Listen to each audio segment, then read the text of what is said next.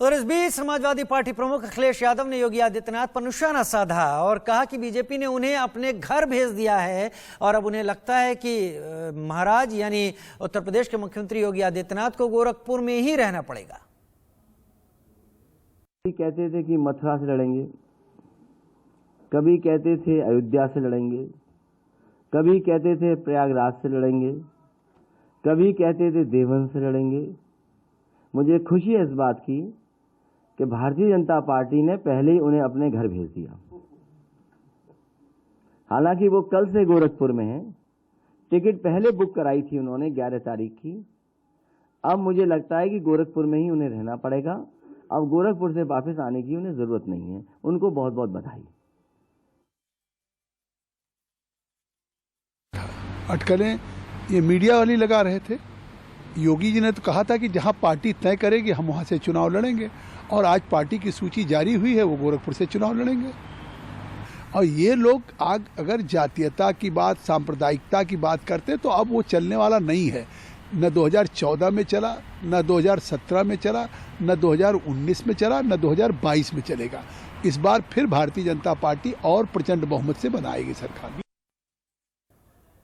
हमारे दो सहयोगी इस पर बातचीत के लिए मेरे साथ जुड़ रहे हैं। न्यूज रूम से रजत राकेश टंडन मेरे साथ जुड़ रहे हैं और संजय शर्मा मेरे साथ बीजेपी हेडक्वार्टर के बाहर से जुड़ रहे हैं, जो आज अभी अरुण सिंह के साथ भी मौजूद थे। सबसे पहले संजय जी, आपसे बड़ा दम से अरुण सिंह ने यह बात बोली कि जो जा रहे हैं उन्हें जाने दीजिए, कोई फर्क नहीं पड़ता। आखिर बीजेपी की इस बात के पीछे वो क्या वजह है जो आपको दिखाई और समझ में आती है?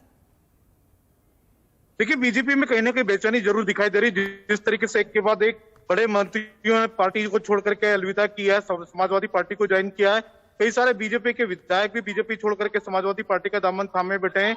लिहाजा बीजेपी में कहीं ना कहीं बेचैनी जरूर है, भगदड़ से चिंता जरूर है। लेकिन कहने को तो यही है कि ऐसा हमेशा होता है, कुछ लोग बीजेपी छोड़ करके जाते हैं लेकिन कुछ नए लोग भी पार्टी में वापस आते हैं। धर्मेंद्र प्रधान ने भी आज जब उनसे सवाल पूछा गया, मैंने ये सवाल उनसे केंद्रीय बीजेपी की प्रेस कॉन्फ्रेंस में पूछा था, तब उन्होंने भी यही कहा कि कुछ लोग जाते हैं, कुछ नए लोग भी आते हैं। लेकिन जो बड़े चेहरे गए हैं वो बड़े ओबीसी के फेस है उत्तर प्रदेश के, और कहीं ना कहीं अखिलेश यादव ने बीजेपी का जो बड़ा वोट बैंक है, बड़ा तबका है ओबीसी का, उस पर सेंध लगाने का काम किया, जिसको लेकर के बीजेपी में बेचैनी है। जिसका नतीजा सामने आया कि बीजेपी मात्र 20 ही सिटिंग एमएलए का टिकट काट पाई बीजेपी के, जबकि चर्चा यह थी कि बड़े पैमाने पर बीजेपी अपने सिटिंग विधायकों को बदलेगी, लेकिन ऐसा नहीं कर पाई। इतनी हिम्मत बीजेपी नहीं दिखा पाई। उसका डर यही था, इसी बात का डर था कि कहीं और बीजेपी के बड़े चेहरे, बड़े नेता कहीं पार्टी का दामन छोड़ करके अखिलेश यादव का साथ न दे दें। तो इसी के चलते बीजेपी आज बड़ा फैसला नहीं कर पाई, बड़ी हिम्मत नहीं दिखा पाई। मात्र 20 ही सिटिंग विधायकों का टिकट काट पाई, जिसमें सिर्फ एक ही मंत्री शामिल है जो कि योगी सरकार में मंत्री थे।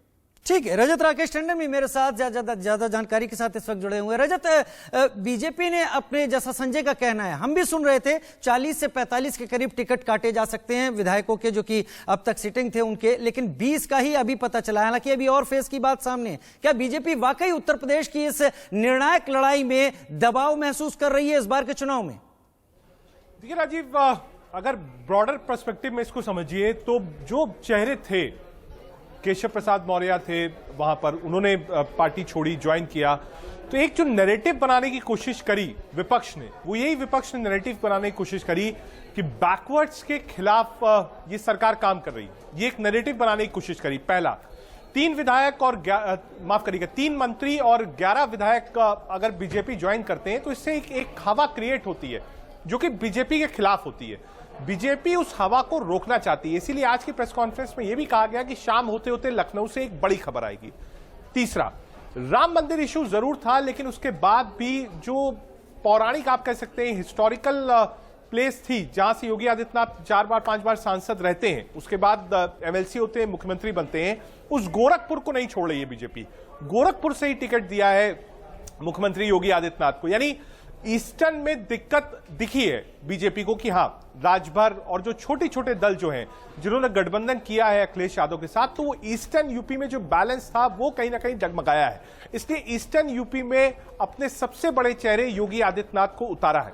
दूसरे बड़े चेहरे केशव प्रसाद मौर्य, जी हां, एमएलसी हैं, पिछली बार भी चुनाव नहीं लड़े थे, उसके पहले लोकसभा के सांसद हुए थे कौशाम्बी से। उनकी जो आप कह सकते हैं परंपरागत सीट थी सिराथू, वहीं से उनको भी उतारा गया है। तो यानी जो कॉम्बिनेशन है वो कॉम्बिनेशन ऐसा है कि जो बड़े चेहरे हैं उस जगह पे उतारे गए हैं जहां पर 100 किलोमीटर पर उसकी मारक क्षमता हो।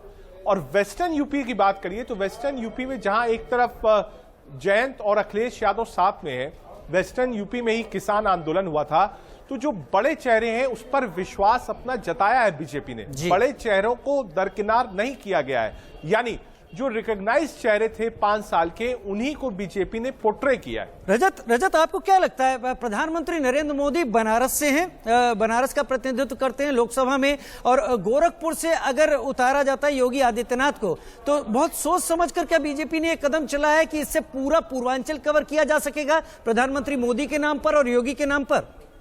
देखिए, प्रधानमंत्री को वाराणसी क्यों लड़ाया गया? पहली बार जब इस बात का फैसला हुआ राजीव, तो उसके पीछे 2 बड़ी वजह थी। पहला, संस्कृति और वहां की जो एक हिस्टोरिक आप कह सकते हैं खासियत है बनारस की, हिंदू शहर की, वो। दूसरा, पूरा पूर्वांचल, क्योंकि पूर्वांचल में ही बसपा और सपा को ज्यादा वोट्स मिलते थे जी। प्रधानमंत्री उतरते हैं, चाहे वो विधानसभा में उन्होंने कैंपेन किया हो, लोकसभा में किया हो, सारी सीटें जो हैं वो बीजेपी को अपनी झोली में मिलती है। आज गोरखपुर से उतारने का मतलब कि जो एपी सेंटर चुनाव का होगा, बनारस में प्रधानमंत्री कैंप करेंगे, बनारस में जितने विधायक हैं सब इस वक्त बीजेपी के ही पास हैं, लेकिन गोरखपुर, महाराजगंज, पटरौना, देवरिया, ये जो पूरी एक बेल्ट है, उस बेल्ट को एक एपी सेंटर के रूप में योगी आदित्यनाथ को गोरखपुर दिया गया। हालांकि लोग पहले इस बात को कहते थे राजीव कि अगर लखनऊ कैंट भी एक बहुत सेफ सीट थी जिसकी चर्चा थी मुख्यमंत्री योगी आदित्यनाथ के लिए, क्योंकि अगर योगी आदित्यनाथ दिन भर कैंपेन करते हैं तो सुबह और शाम 2 के वक्त मिलते हैं उनको, 2 घंटे 2.5 घंटे के, तो अगर वो लखनऊ में रहते हैं, अपने कार्यालय में रहते हैं, पार्टी के पदाधिकारियों के साथ रहते, तो एक इजी वे था कि लखनऊ कैंट से चुनाव लड़ते, सुबह शाम प्रचार करते, इजी सीट और सेफ सीट थी।